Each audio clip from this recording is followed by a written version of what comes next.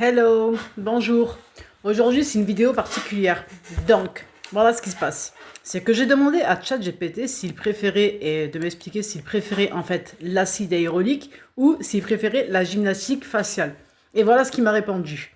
Donc, en ce qui concerne la gymnastique faciale, c'est un excellent moyen de tonifier les muscles. Jusqu'à présent, on est d'accord, on sait qu'il y a 43 muscles et moi je pense que c'est la meilleure alternative pour rajeunir.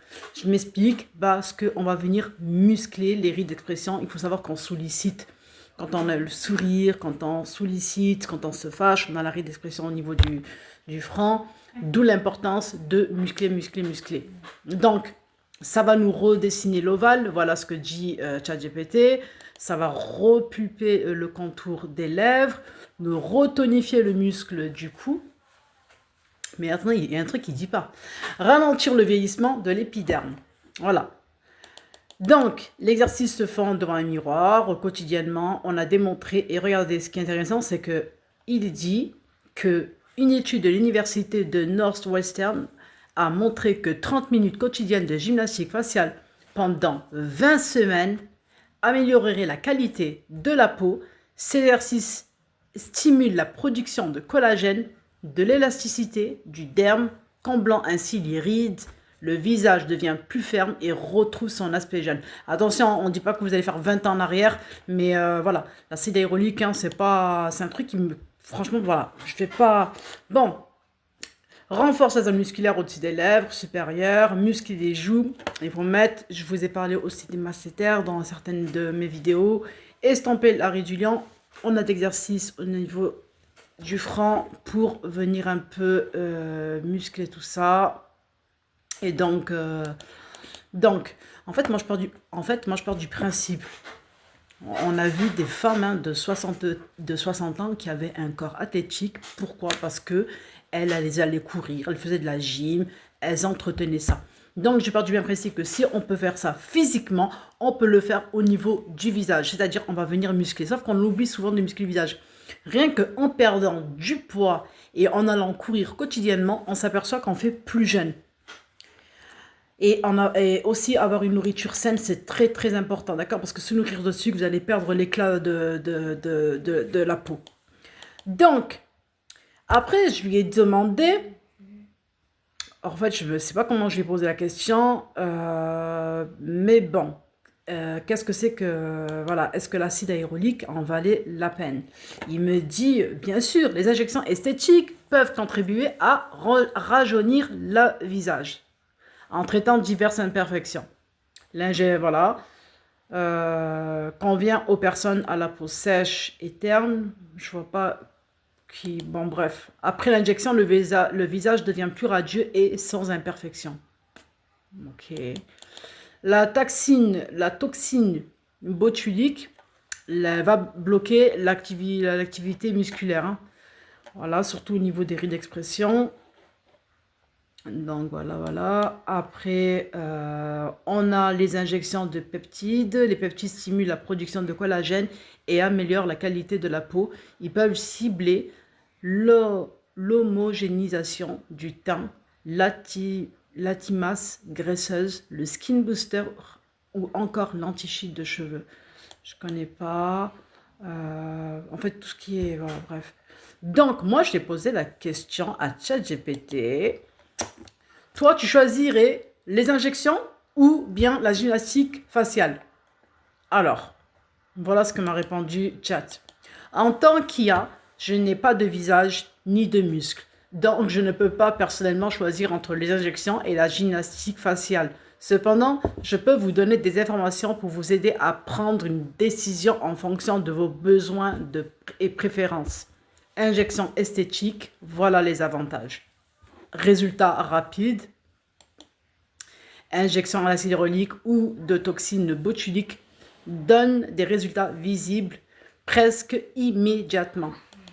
Précision, les injections sont ciblées sur les zones spécifiques du visage. Exemple, par exemple, si j'ai besoin de m'enlever la ride du front ou les sillons nasogéens, eh bien on va m'injecter directement ici. D'accord. Ok. Faut faire attention par contre, hein, parce que là, il y a des veines hein, qui passent là et là. On en reparlera un de ces cas. Donc, l'inconvénient, c'est le coût.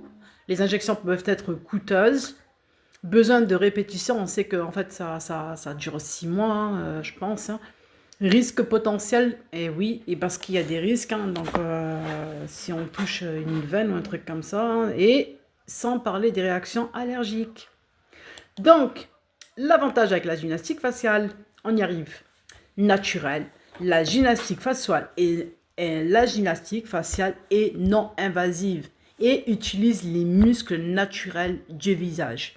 Coût réduit, vous n'avez pas besoin, vous avez besoin que de quelques minutes par jour et aucun frais supplémentaires. Donc vous avez besoin que des doigts. Vous avez Pierre Gaïcha à 1 euro. Franchement, vous avez plein de solutions. Une ventouse, voilà. Effet à long terme, avec une pratique régulière, vous pouvez renforcer vos muscles et améliorer l'apparence de votre peau. Si vous buvez de l'eau avec, c'est impeccable. Une nourriture saine, c'est impeccable. L'inconvénient, eh ben voilà, on y arrive toujours, hein, paresse. Là, la paresse qu'on retrouve malheureusement chez la plupart des gens. La gymnastique faciale nécessite de la persévérance et de la discipline. On va pas aller jusqu'à de la discipline, mais franchement, mesdames, tous les jours, 6 minutes, 5 minutes, voilà, vous faites, par exemple, et en plus, ça vous détend le soir avant de dormir, faites ça. Le soir, ça va vous aider à dormir. Hein. Mais ce que ne dit pas ChatGPT, c'est que, en fait, au niveau du visage circule la lymphe et des toxines. Il va falloir les faire évacuer. C'est ce qui est bien avec le drainage lymphatique facial et la gymnastique faciale.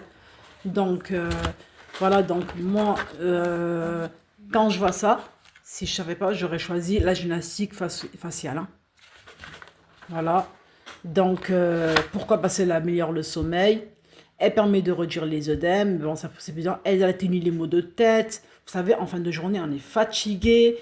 De plus, franchement, elle est recommandée en cas de fièvre.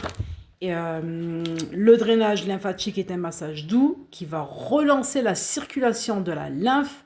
La lymphe qui est un liquide indolore, hein, qui circule dans les vaisseaux lymphatiques et qui draine les toxines et les débris cellulaires. Donc, c'est aussi pour ceux qui ont des rides et tout ça, ça va améliorer, ça va diminuer si vous y prenez le plus tôt possible. Hein. Donc, il faut savoir qu'il y a des ganglions lymphatiques de partout et on en a sur le visage. Voilà. Donc, voilà. À choisir, moi, c'est la gymnastique faciale. Pendant longtemps, je ne l'ai pas fait. J'ai négligé ma peau. C'est un truc... voilà. Donc, avant de commencer un massage au niveau facial, vous commencez au niveau du thorax. Hein, c'est très important. On ouvre les robinets. C'est très important. On va...